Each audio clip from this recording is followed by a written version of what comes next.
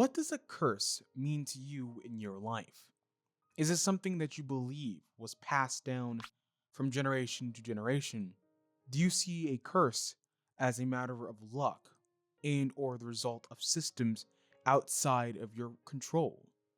Whatever the case is, we all grew up with backgrounds that inform how we live our lives. It is those socioeconomic, political opportunities, and or lack thereof that lead us to particular experiences, actions, and results. And one solo journaling game that got me thinking about all of those concepts, such as curses and our own past and the inevitable present, is the solo journaling game The Princess with the Cursed Sword. So, in this video, I'll be breaking down the game's mechanics and themes so that by the end of this video, you'll have another beautiful game to explore your personal journey with a curse too foul or beautiful to put down. Princess with a Cursed Sword is a fairy tale solo journaling RPG by Anthropy.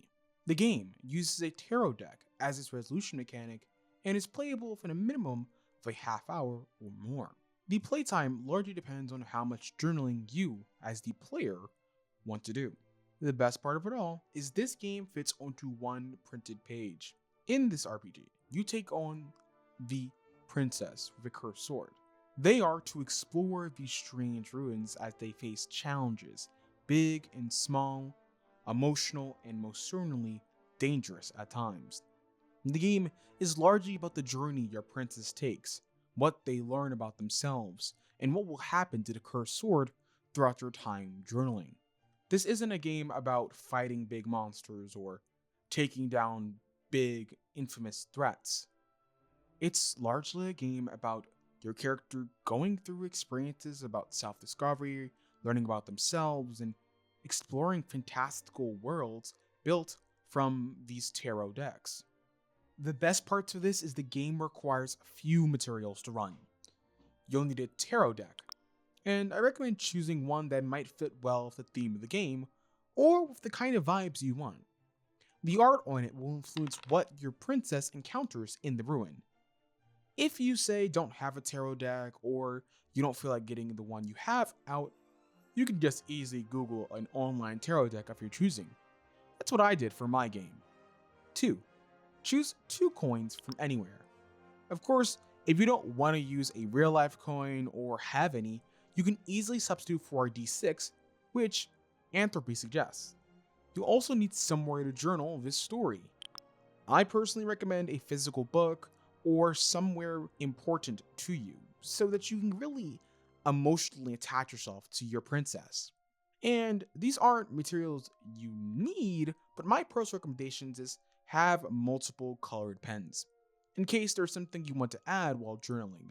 Maybe you want contrasting colors to show different emotions. Maybe you have an extra character who's journeying with the princess. I also recommend giving yourself a timer so that you can best pace yourself for when you're journaling so that you don't overdo it. And once you have those materials, you are going to be on your way to a journey of retrospection and discovery. But before we can do that, we have to answer some important questions that develop your character/princess. What does their gown signify? Why are their feet bare? What does their sword want?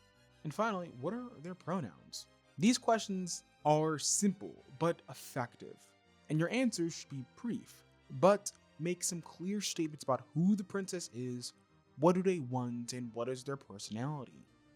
And your princess could pull from a lot of different things.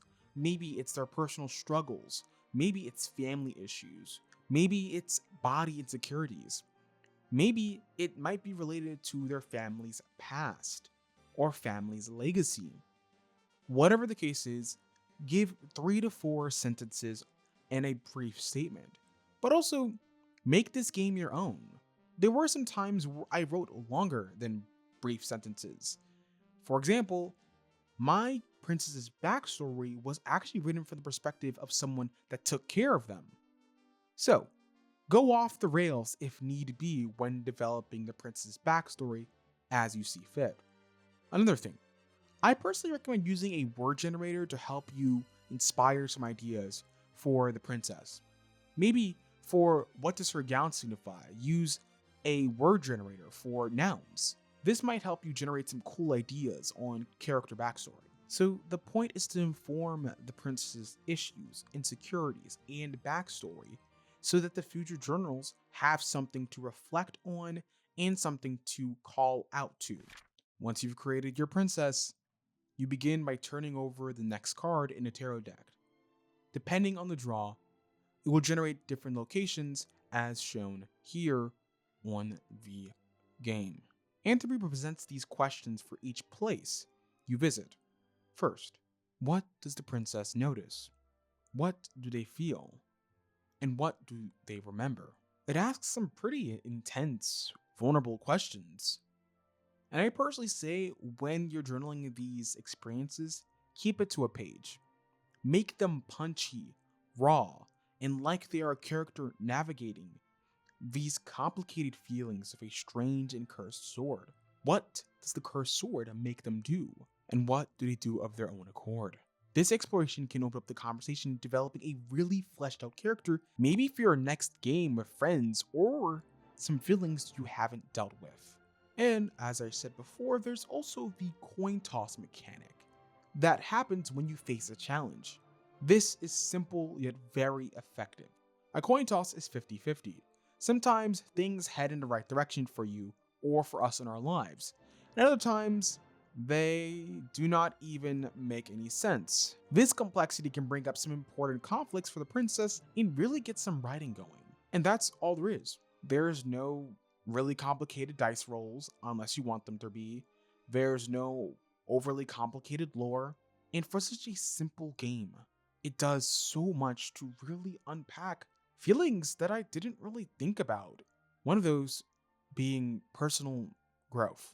It is this struggle with personal growth steeped in fairy tales that makes you think of Bildungsroman novels or literature of my childhood or my adulthood.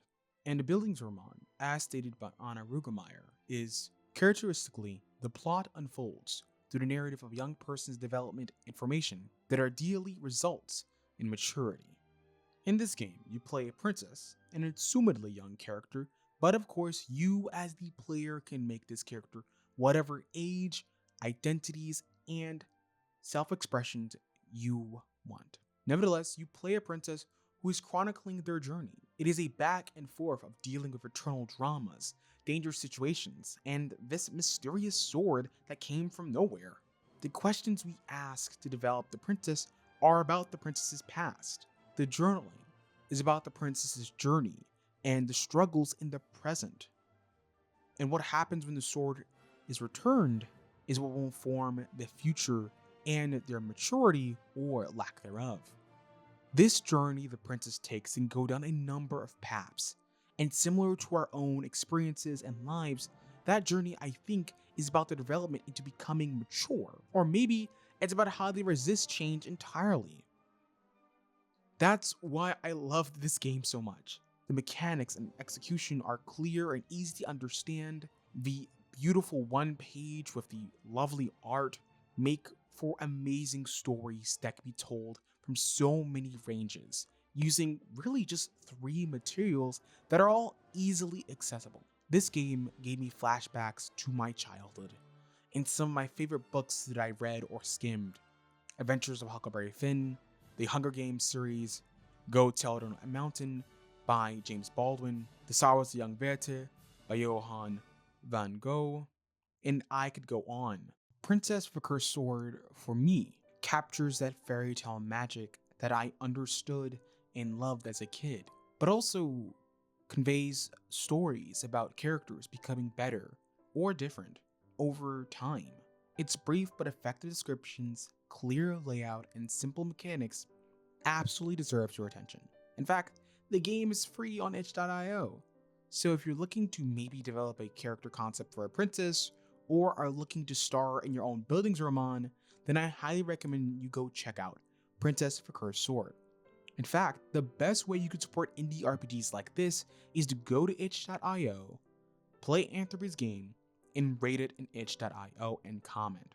So please, go check out the creator down below in the description box. And if there are any other games, solo or otherwise, that I should discuss, let me know down below in the comment section.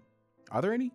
But, what if you're not looking for a game about a Bildungsroman or about fairy tale princesses?